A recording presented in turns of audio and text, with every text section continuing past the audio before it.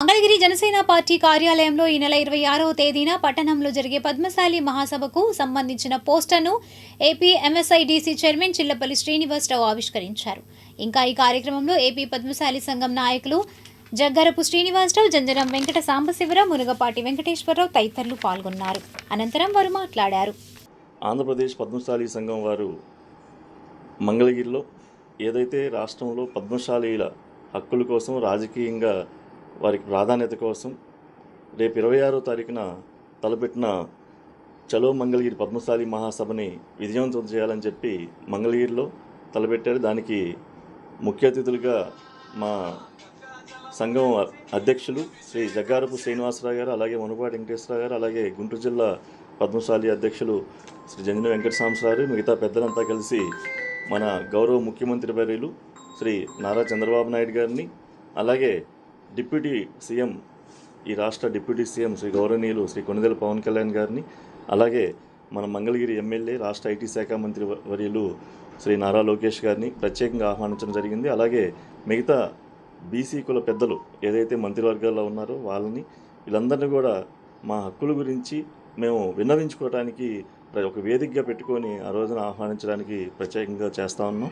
దీన్ని తప్పనిసరిగా అందరూ వచ్చి మా యొక్క ఏవైతే మాకు హక్కులు ఉన్నాయో రాష్ట్రం మొత్తం మీద, ఏంటంటే రాజకీయంగా అయితేనేమి, అలాగే దేవాలయం అయితేనేమి, అలాగే రాష్ట్రంలో ఈ కొత్తగా రూపొందుకున్న రాజధాని అమరావతిలో కూడా మాకు సపరేట్గా మాకు ఒక వసతి గృహానికి, అంటే దేనికంటే రాష్ట్రంలో దాదాపు 50 లక్షల మంది పద్మశాలీలు ఉన్నాం.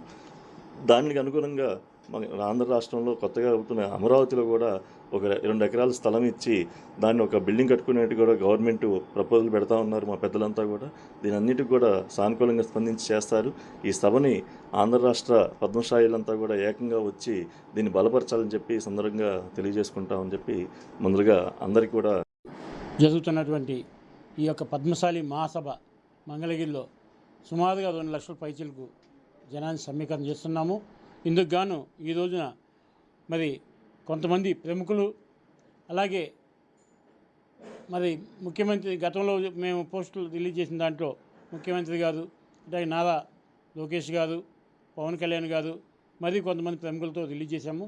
దానికి తోడు మరి పద్మశాలి కులస్తుల్లో అనేకన్ని పదవులు అనుభవించినటువంటి, ప్రస్తుతం అనుభవిస్తున్నటువంటి, గతంలో చేసిన వాళ్ళు, వీళ్ళందరినీ కూడా కలుపుకుంటూ ఒక నూతన పోస్టర్ని ఈ రోజున ఆవిష్కరణ చేశాము. అది జనసేన నాయకులు, మరి AP MIDC chairman Shri Chillapalli Srinivasarao గారి చేతుల మీదుగా ఈ రోజున ఆవిష్కరణ జరిగింది.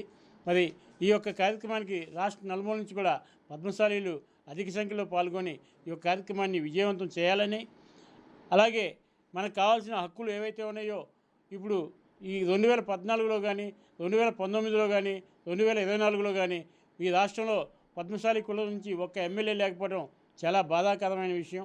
మరి ఆ విషయమై ఈ యొక్క ఆత్మీయ సమ్మేళనలాగా నిర్వహించి పెద్ద నాయకులందరినీ కూడా మేము ఆప్యాయతపూర్వకంగా కేవలం ఈ యొక్క ఆత్మీయ సమ్మేళనంగా నిర్వహించుకొని, నాయన మాకు ఇంతమంది జనాభా ఉన్నాం, 19,50,000 ఓటు బ్యాంకు ఉన్నాం, రాష్ట్రంలో 32 నియోజకవర్గాలు బలంగా ఉన్నాం.